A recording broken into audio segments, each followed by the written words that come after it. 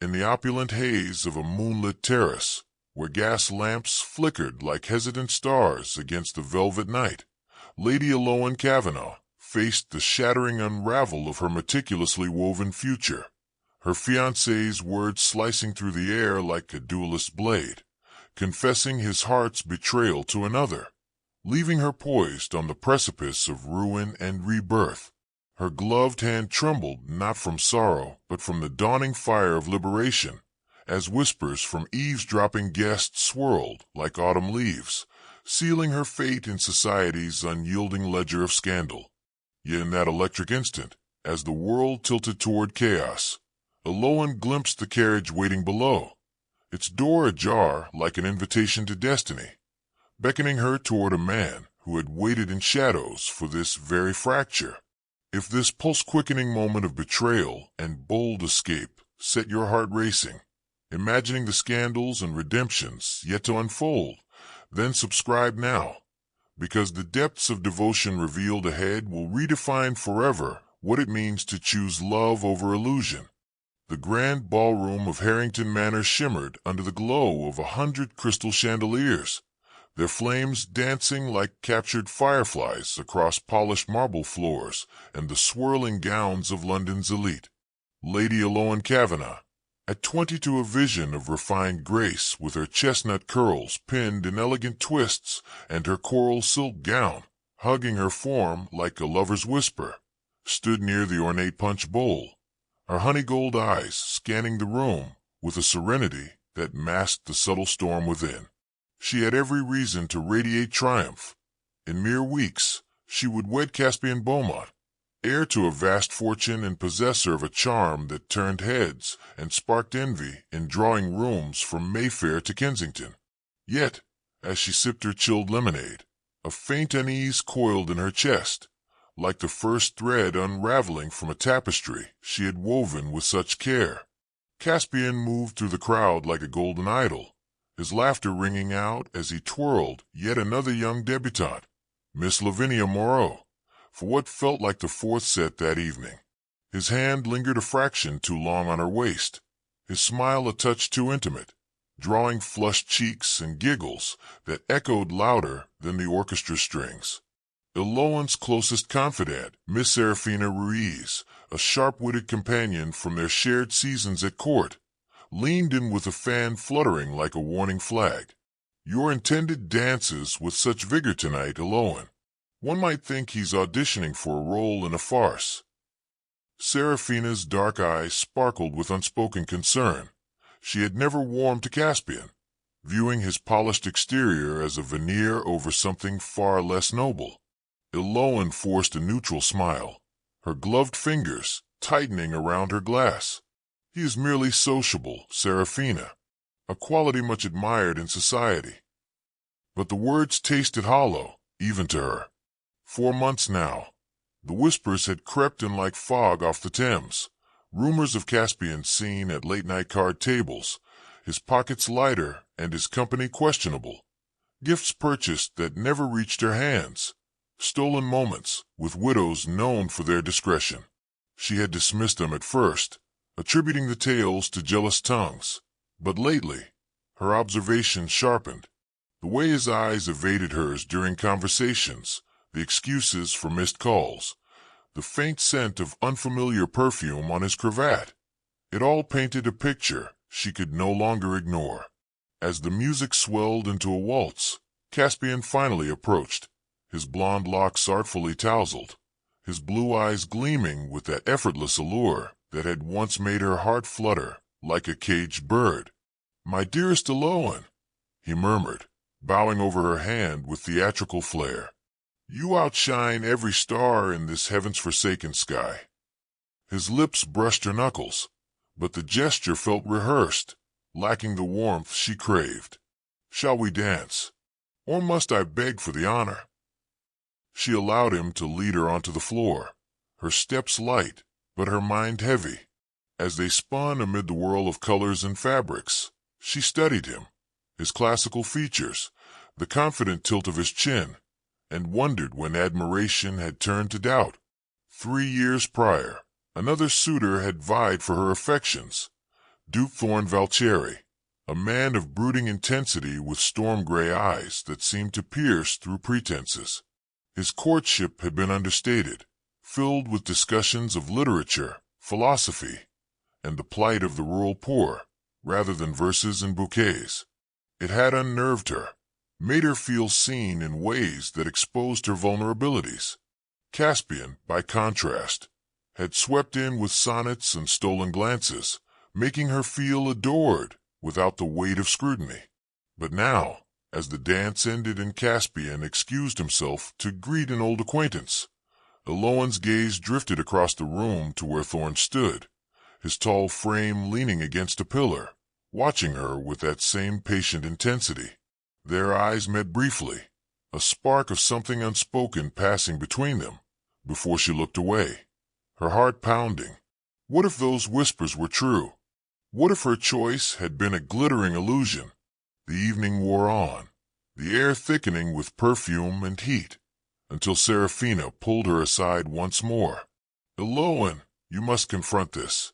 The Beaumont heir's reputation grows tarnished by the day. Do not chain yourself to a man who values dice more than devotion." Elowen's composure cracked just a fraction, her voice a whisper. "And if I do?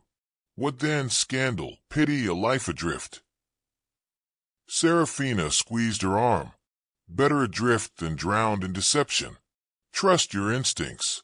They've never failed you before." As guests began to filter toward the terrace for fresh air, Elowen felt the weight of decision pressing upon her like an ill-fitted corset.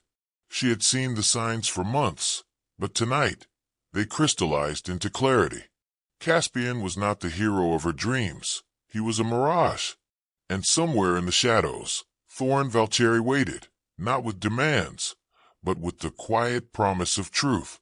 What would you do if whispers of betrayal echoed in your own life, forcing a choice between comfort and courage? Comment below and share your thoughts. We'd love to hear how you'd navigate such a turning point. Dawn's first light filtered through the lace curtains of Elowen's bedchamber in her family's elegant townhouse on Belgrave Square, casting delicate patterns across the silk counterpane where she lay, staring at the canopy above. Sleep had eluded her since returning from a ball, her mind a whirlwind of fragmented memories, Caspian's lingering touches on other women, the pitying glances from matrons who knew more than they said, and Thorne's unwavering gaze, like a lighthouse in a storm she hadn't yet admitted was raging.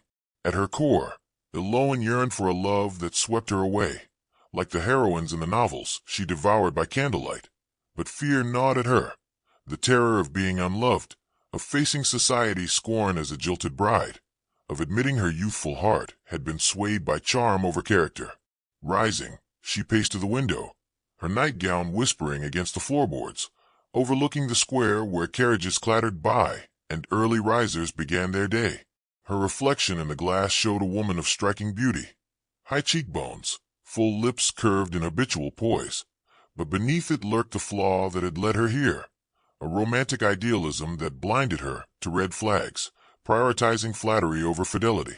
3 years ago, Thorne had courted her with sincerity, his visits filled with debates on art and reform that challenged her mind, his gray eyes holding hers with an intensity that made her feel truly known. But it had frightened her. She craved the ease of Caspian's compliments, the way he made her laugh without demanding depth.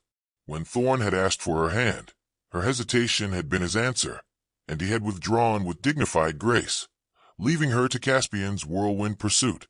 A knock at the door heralded her maid, Nadia, bearing a tray of tea and toast.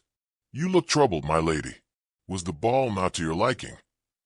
Nadia's accent, a soft lilt from her Moroccan roots, always soothed Elowen like a familiar melody. Elowen sighed, sinking into an armchair. It was illuminating. "Tell me, Nadia, have you heard talk below stairs about Mr. Beaumont?" Nadia's eyes widened, then softened. "Whispers, yes. Debts at the clubs, evenings with certain ladies. But servants' gossip is often exaggerated." "Not this time, I fear." Elowen poured tea with steady hands, but inside, turmoil brewed. Her relationship with Caspian had begun as a fairy tale, stolen kisses in Hyde Park, promises etched in moonlight. But lately his absences grew, excuses piled like unpaid bills. And Thorne, rumors painted him as aloof, yet she recalled his quiet acts of kindness, like donating to charities she supported, always anonymously. That afternoon, Serafina arrived for tea, her vibrant shawl a splash of color against the room's muted tones. "You look as if you've seen a ghost, Elowen. Spill it. What transpired after the dance?" Elowen confessed the doubts, the observations, her voice cracking on the edge of tears. "I thought he was my destiny, Serafina. But now it's all smoke and mirrors." Serafina nodded, her expression fierce. "You've always been stronger than you know. Remember our presentation? You tripped on your train and laughed it off, while I nearly fainted. That's the Elowen who can face this." Their conversation turned to Thorne. "He's not like Caspian," Serafina said. "No poetry, but reliability. I heard he turned down Lady Isolde's advances last season, said his heart was spoken for." Elowen's pulse quickened. Had Thorne waited?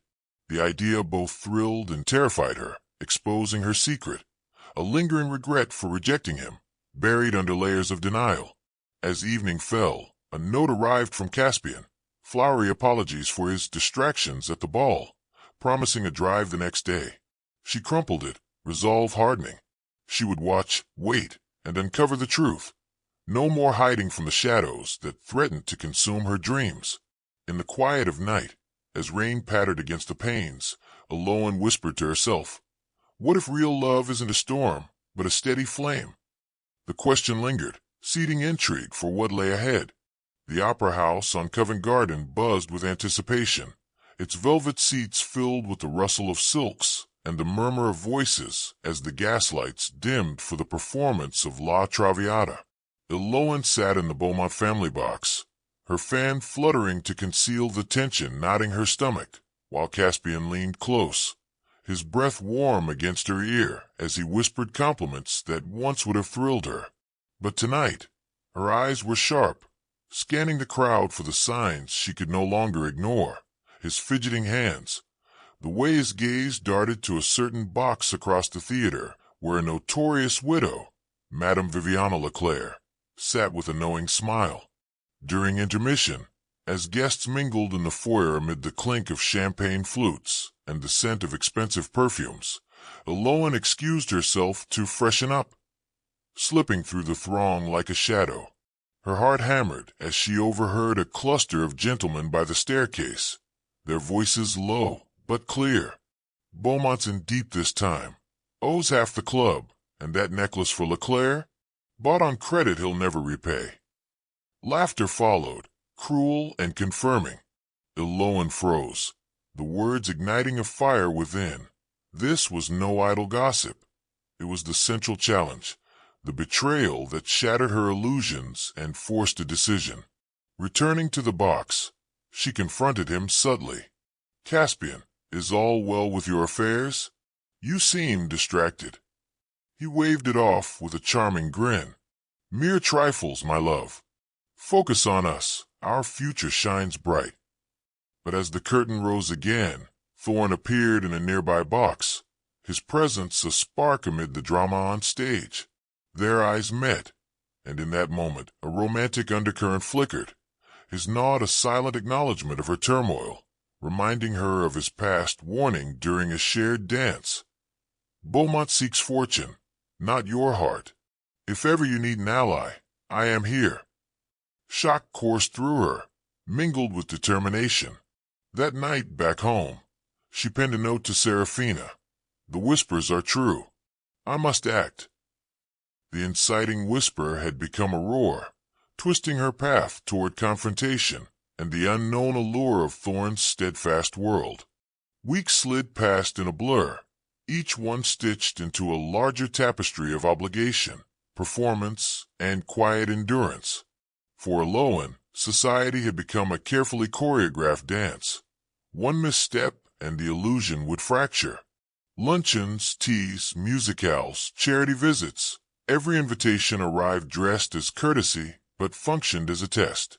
She smiled when expected, laughed on cue, and learned to read rooms the way generals read terrain. Yet beneath the polish, doubt crept in like damp through stone. The garden party in Richmond marked the first visible crack. It was a picture-perfect afternoon, the kind society adored, congratulating itself for creating. Azaleas bloomed in extravagant pinks and whites, petals drifting lazily in the summer air. Ladies fluttered about beneath lace parasols, voices lilting with practiced delight. Gentlemen stood in clusters, brandy glasses catching the sun, trading opinions they mistook for wisdom. Elowen arrived on Caspian's arm, her posture flawless, her smile restrained. She felt eyes on them immediately, approval, envy, curiosity. This was what they were meant to be. A handsome pair, well-matched, inevitable. Except Caspian was late, very late. When he finally appeared, slipping through the wrought iron gates with an apologetic grin, Elowen knew at once. His charm was intact, but it was brittle now, like glass tapped too many times. His eyes were bloodshot, the shadows beneath them poorly concealed. The faint scent of spirits clung to him despite the cologne. "My love," he murmured, pressing a kiss to her gloved hand. "Forgive me." Business ran long. She held his gaze, searching for sincerity, but found only haste. The excuse hovered between them, thin as spun sugar. She accepted it because she was expected to, because this was the unspoken contract of appearances. Still, something inside her recoiled. Throughout the afternoon, Caspian laughed too loudly and spoke too much. He misread cues, forgot names. When he thought no one noticed, he leaned heavily against a marble balustrade, eyes briefly closing as if the world itself required effort. Elowen noticed everything. Later, she found refuge beside Serafina. Serafina was everything society labeled as interesting, with a faint note of warning. Too curious, too outspoken, too willing to ask questions that made men uncomfortable. She spoke of books not yet fashionable, of lectures held behind closed doors, of women gathering not to gossip, but to think. "You're allowed to want more, you know," Serafina said quietly as they walked the edge of the gardens. "More than what's arranged, more than what's expected." The words lodged themselves deep. Through Serafina, Elowen was introduced to circles she had only heard whispered about, salons where women debated rights, education, and independence with startling clarity. They spoke of lives shaped by choice rather than inheritance. At first, Elowen listened in silence, fear coiled tightly in her chest. Then she began to ask questions. Each answer loosened something in her. Still, the world was not done testing her resolve. Red herrings appeared like deliberate temptations. A rumor spread that Caspian had reformed, that he had sworn off the tables and taken his responsibilities seriously. It reached her through impeccable channels, framed as reassurance rather than gossip. Soon after, a lavish gift arrived, jewels chosen with intimate precision, expensive enough to silence doubt if she let them. For a brief moment she wavered. Hope is dangerous that way. It disguises itself as relief. But the gift felt heavy in her hands, less like affection and more like apology dressed as devotion. She thanked him, wore the necklace once, then locked it away. The turning point came not in a ballroom, but in her father's study. Lord Kavanagh was not a man prone to sentiment. His love came in the form of provision, protection, and blunt honesty. When Elowen finally confessed her unease, carefully, haltingly, he listened without interruption. Then he leaned back, studying her as if seeing her anew. "Trust your gut, lass," he said simply. "It's kept our line alive longer than manners ever have." There was no lecture, no command, just permission. The tension reached a simmer at a crowded soiree weeks later. Crystal chandeliers blazed overhead, music floating through rooms dense with perfume and expectation. That was when Thorne appeared. His presence was subtle but unmistakable, a shift in the room's energy. Where Caspian drew attention through spectacle, Thorne commanded it through stillness. Their conversation unfolded in half-finished sentences and meaningful pauses. Society's facades hide much, Thorne said quietly, his gaze steady. The trick is deciding how long one can live behind them. The word struck too close to truth to be accidental. Across the room, Caspian laughed with another woman, his hand lingering too familiarly at her waist. It was not the act alone that stung, it was the carelessness, the assumption that Elowen would endure, would forgive, would continue playing her role. Frustration coiled tight, but it no longer paralyzed her. She felt it transform into something sharper. By the end of the evening, Elowen understood this much. The storm inside her was not a weakness. It was a warning, a call to choose. The facade was crumbling either way. The only question left was whether she would let it collapse on her, or be the one to shatter it herself. What would you do when the truth demands more courage than comfort ever did? Share your thoughts in the comments. We're curious how you'd face stakes like these. The terrace at Harrington Manor had always been designed for admiration. Wide marble steps, balustrades carved with climbing ivy, and an open view of the grounds that stretched into shadowed elegance. On most nights, it hosted polite laughter and carefully moderated romance. Tonight, it became something else entirely. A stage. Caspian waited until the music swelled inside, until the laughter rose, just loud enough to mask private cruelty. Then he drew Elowen aside, guiding her beneath the open sky, as though he were performing a courtesy rather than an execution. The stars above were sharp and indifferent, scattered like witnesses who refused to look away.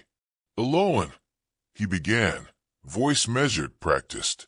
She recognized the tone instantly, the one he used in public apologies, in negotiations, in moments when he believed composure equaled virtue.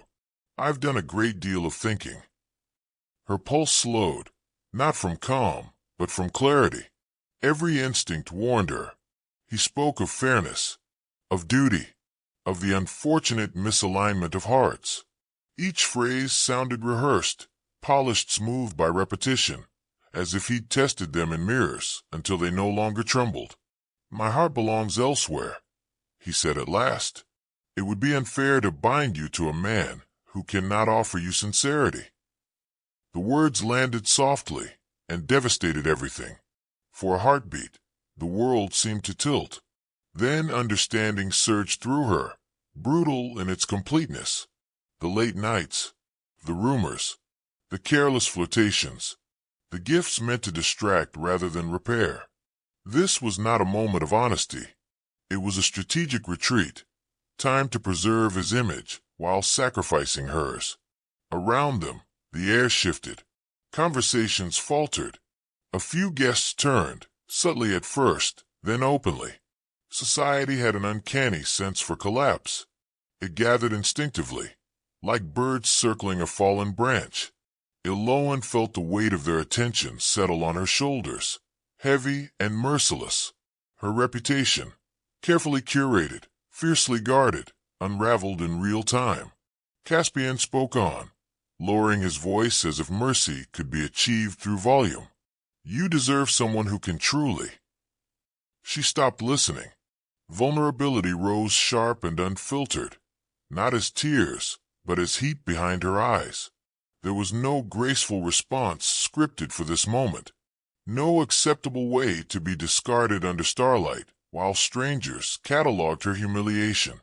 And yet, beneath the sting, something else ignited. Clarity. If this was the end of the illusion, then so be it. She would not beg for a role in a play already rewritten without her consent. That was when the sound of wheels cut through the night. A carriage pulled into view at the edge of the terrace, lanterns casting warm light across polished black panels. The crest was unmistakable. Thorne. He did not rush. He did not call out. He simply stepped down, eyes finding hers with unspoken understanding. In that look was no pity, only invitation. A choice. The murmurs grew louder. Scandal sharpened its teeth. Elowen felt the stakes soar in a single breath. Stay and be reshaped by their narrative, or leave and claim her own. She did not hesitate. She turned from Caspian without a word, the finality of it echoing louder than any accusation. Crossing the terrace felt like crossing a threshold. When Thorne offered his hand, she took it, firm, deliberate, unashamed. The night air crackled as they moved, possibility humming through her veins. Behind them lay betrayal, exposure, and the ruins of expectation. Ahead, uncertainty, dangerous, exhilarating, and wholly hers. As the carriage door closed and the manor lights receded, Elowen exhaled for the first time in what felt like weeks. The game had changed, and this time, she was no longer playing by anyone else's rules. Valtieri Hall rose from the Sussex countryside like a relic of another age. Ivy clawing up its stone towers, windows set deep as watchful eyes, the wind forever murmuring through its corridors as though the house itself remembered too much. To those who arrived by invitation, it promised refuge and refinement. To Elowen, it became a place of exile. In the days following her flight from Harrington Manor, time lost its shape. Morning bled into afternoon, afternoon into a hush that settled heavily by dusk. Thorne's estate was vast, beautiful, and devastatingly quiet. Servants moved with discreet efficiency, their politeness impeccable, their curiosity carefully hidden. No one asked questions aloud. No one needed to. The scandal had arrived before she did.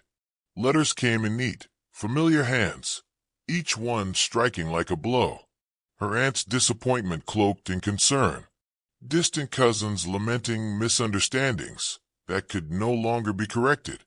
Invitations rescinded with apologies thin as paper. The unspoken message threaded through every line was unmistakable. Society had closed its ranks, and she stood outside them now. Worst of all were the letters from home. Her mother's distress bled through every careful sentence. Her father's silence loomed heavier than reproach. The family name, once a shield, had become a liability, whispered with raised brows and sympathetic sighs. Elowen read each letter until the words blurred, then folded them away as though containment might lessen their weight. It did not. Alone in the upper chambers of Valtieri Hall, doubt took on a voice of its own. It spoke in the quiet hours, in the long stretches, when Thorne was absent on estate matters and the house seemed to breathe around her. Had she mistaken escape for freedom? Had she leapt from one gilded confinement into another? Only this one masked by grandeur and choice. At night she wandered. The gardens unfurled beneath the moon in silvery silence, box hedges casting long shadows, statues gleaming pale and impassive. Gravel crunched beneath her steps, each sound echoing too loudly in the stillness. She pressed a hand to her mouth as tears fell, hot and unrestrained, grief loosening the composure she had worn for so long.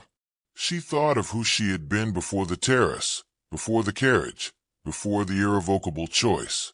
That version of herself felt impossibly distant now, like a dream half forgotten at waking. The question haunted her with relentless precision. Had she ruined everything? The storm came without warning. Wind lashed the windows, rain battering the glass in furious sheets, thunder cracking the sky open like an accusation. The hall groaned and shifted, ancient beams protesting the onslaught. Elowen stood alone in her chamber, candle flickering wildly as shadows leapt across the walls. Regret surged in waves. Faces from her past crowded her thoughts, expectations unmet, bridges burned, doors closed forever. The certainty she had clung to during her flight faltered, then fractured. Courage felt thin here, stripped of witnesses and momentum. This was the darkest hour, not marked by spectacle, but by silence after the storm's roar, by the terrible possibility that she had misjudged herself entirely. As rain streamed down the windows like tears the house itself could not shed, Elowen sank to the edge of the bed, hands clenched, breath shallow. Everything she had risked lay in the balance. Reputation, belonging, identity. And beneath it all, one unbearable fear took root, that the price of choosing herself might be loneliness without end. The night pressed in, heavy and unyielding, testing her spirit to its breaking point, waiting to see whether she would shatter or endure. Dawn arrived quietly at Valtieri Hall, pale light seeping through rain-washed windows and softening the sharp edges of the night before. The storm had passed, leaving the world rinsed and tentative, as though even the sky were holding its breath. Elowen woke with the weight of exhaustion heavy in her limbs, but beneath it stirred something new, fragile, insistent, alive. Thorne did not intrude. He never did. Instead, he waited, as he always seemed to, with a patience that asked nothing and yet offered everything. He found her later that morning in the eastern sitting room, where the first sun warmed the stone floor. He spoke not of scandal or strategy, but of stories, of his mother's long courtship, of love that grew in quiet seasons rather than blazing displays. He told her how patience, when chosen freely, became devotion, how steadiness could be its own form of passion. Elowen listened, not because she owed him attention, but because his words did not demand belief. They simply existed, steady and unadorned, and in their presence her racing thoughts began to slow. In that stillness, clarity took root. She saw Caspian anew, not as the man she had hoped he might become, but as he had always been, charm without substance, affection measured by convenience, love treated as performance rather than promise. Against that hollow shine, Thorne's depth stood in stark relief. His restraint, his attentiveness, the way he watched her not as an ornament, but as a person becoming. The realization did not arrive with drama. It settled gently, like truth often does when it is finally welcomed. Later, she sought him in the library. It was her favorite room in the house, walls lined with leather-bound volumes, the scent of paper and old ink lingering in the air. A fire crackled low in the hearth, casting flickering gold across spines and shadows. Thorne stood near the window, reading, when she entered. He looked up. No question crossed his face. No expectation. Only openness. "I am done waiting," Elowen said, her voice steady in a way it had not been the night before. "I choose you, fully, and I choose now." The words felt irreversible the moment they left her mouth, and instead of fear, relief flooded in. To wed swiftly would defy every rule she had been taught. It would scandalize those who already whispered her name with relish. But the thought no longer frightened her. The norms that had once governed her life had failed to protect her when it mattered most. Thorne crossed the room slowly, as if honoring the gravity of her choice. When he took her hands, his grip was warm, anchoring. "Then we do this together," he said simply. Courage bloomed where despair had taken root. Hope, tentative but undeniable, stirred to life. They spoke in hushed tones of logistics and secrecy, of a ceremony small enough to belong only to them. No spectacle, no audience hungry for commentary, just vows spoken with intention and truth. As the firelight danced and the house breathed around them, Elowen felt something settle into place. Purpose, direction, a future shaped not by survival, but by choice. The night had tested her to the brink. The dawn had given her something stronger in return. And as they planned what would come next, she knew the path ahead would not be easy. But for the first time, it felt entirely her own. London's grand ball glittered with all the excess and ceremony society prized, crystal chandeliers blazing overhead, musicians poised in the gallery, silk and jewels catching the light like carefully arranged constellations. It was meant to be a display of order, of hierarchy, of who belonged and who did not. That night, it became something else entirely. A hush rippled through the crowd as Elowen and Thorne entered arm in arm. She felt it before she saw it. The collective intake of breath, the subtle recalibration as eyes turned and whispers stalled mid-sentence. Elowen lifted her chin, defiance bright in her gaze, not hardened but luminous. Thorne's presence at her side was steady, unyielding, a quiet declaration in itself. They did not pause to measure reactions. They moved forward as though the room had been waiting for them all along. The music swelled. Faces she recognized flickered past, some shocked, some curious, some carefully neutral. A few allies met her gaze and smiled, small but resolute gestures that steadied her pulse. This was no longer exile. This was return. Caspian appeared near the edge of the floor, his composure frayed beyond repair. The polish that had once protected him was gone, replaced by something raw and desperate. He approached them with hurried steps, voice low and urgent, hands gesturing as though he could still negotiate his way out of ruin. "Elowen, please," he said, the word please sounding foreign on his tongue. "There's been a misunderstanding. We needn't make a spectacle of this." She met his eyes, really looked at him for the first time since the terrace. There was no anger left in her, no lingering ache, only clarity. "There's no misunderstanding," she replied evenly. "Only consequences." Thorne did not intervene. He did not need to. Caspian faltered under the combined weight of their composure, his appeal dissolving into silence as nearby listeners absorbed every word. Whatever defenses he had hoped for crumbled in the open air of truth. The gossips, sensing the shift, fell quiet. When the first notes of the dance struck, Elowen felt Thorne's hand tighten briefly at her waist. A question, an offer. She answered by stepping onto the floor with him, scandal or not. They danced, not the reserved, measured movements expected of decorum, but with a closeness that left no room for doubt. Her laughter escaped before she could contain it, light and unrestrained. His smile answered it, unguarded. Around them, the room blurred, conversation reduced to a distant hum as their world narrowed to rhythm and breath and the simple truth of being chosen. It was an emotional detonation, joy rippling outward, undeniable and disarming. Allies gathered at the edges of the floor, nods exchanged, barriers quietly lowered. Even her family, stiff and cautious near the dais, could not fully mask their reaction. Her mother's shoulders eased. Her father's expression, stern as ever, softened by a fraction that meant everything. Acceptance, if not enthusiastic, had begun its slow, inevitable march. As the dance ended, applause rose, not thunderous, but sincere. Relief washed over Elowen in waves so strong she nearly staggered beneath it. Thorne leaned close. His voice meant only for her. "We stood," he murmured, "and they watched." She smiled up at him, heart full and unafraid.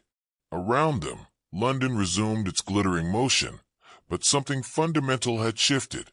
They had faced the arena and emerged unbowed. Amid the whirl of silk and sound, they exchanged whispered vows, quiet affirmations of a choice already made, already proven.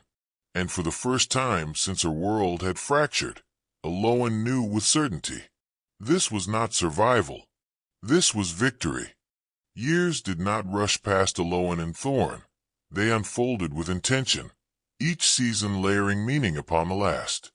Valtieri Hall, once a place of refuge and reckoning, became a home in the truest sense, alive with footsteps, voices, and the gentle chaos of a family growing into itself.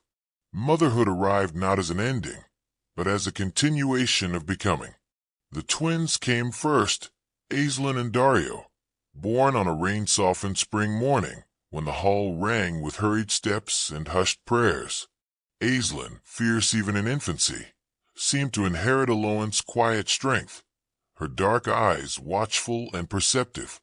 Dario followed moments later, calmer, observant, already marked by his father's steadiness. Watching them curl together in the nursery, Elowen felt the past loosen its grip. The life she had once feared she had forfeited had returned, reshaped and richer. Little May arrived years later, unexpected and radiant, a child of laughter and sunlight. She toddled through the gardens as though she owned them, tugging at ivy and flowers with fearless curiosity. Where the twins brought balance, May brought delight, an uncontainable joy that filled rooms and softened even the most serious conversations. Valtieri Hall changed with them. The library echoed with small voices. The gardens bore the marks of games and picnics. Even the old stone walls seemed warmer, infused with life and purpose. Elowen often caught herself pausing in doorways, overwhelmed by gratitude, not for perfection, but for authenticity. This was not the life she had been promised by society. It was better. The world beyond their estate continued its quiet reckonings. Serafina, ever bold, found happiness on her own terms, marrying not for convenience but conviction. Her letters arrived brimming with wit and warmth, chronicling travels and causes championed with the same fire that had once inspired Elowen to question her own limits. Their friendship endured, strengthened by distance and shared growth. As for Caspian, his name faded gradually, then almost entirely. Whispers of debts, failed ventures, and dwindling invitations drifted through the years, then ceased to matter. Obscurity proved a far harsher sentence than scandal ever could. A decade later, the garden at Valtieri Hall glowed beneath late afternoon sun. Laughter rang out as the children ran between rose bushes and ancient oaks, their joy unself-conscious and free. Elowen sat beside Thorne on a stone bench, her hand resting easily in his. They watched in silence for a moment, contentment settling between them like a shared breath. "We could never have planned this," she said softly. "No," Thorne replied, his voice warm with certainty. "But we chose it. Every step." She leaned into him, memories drifting through her mind, not with pain, but with clarity. The fear, the defiance, the nights she had nearly broken, all of it had led here, to a life built not on appearances, but on truth. Hope stretched before them, not naive, but earned. As the sun dipped lower and the children's laughter filled the air, joy enveloped them completely, a quiet, enduring joy rooted in honesty, resilience, and love freely given. It felt like dawn, not as a beginning, but as a promise renewed each day, a promise of endless devotion. How did this ending of redemption and joy resonate with you? Share your thoughts in the comments, and subscribe for more tales of courage, love, and heartfelt triumphs. We can't wait to tell you the next one.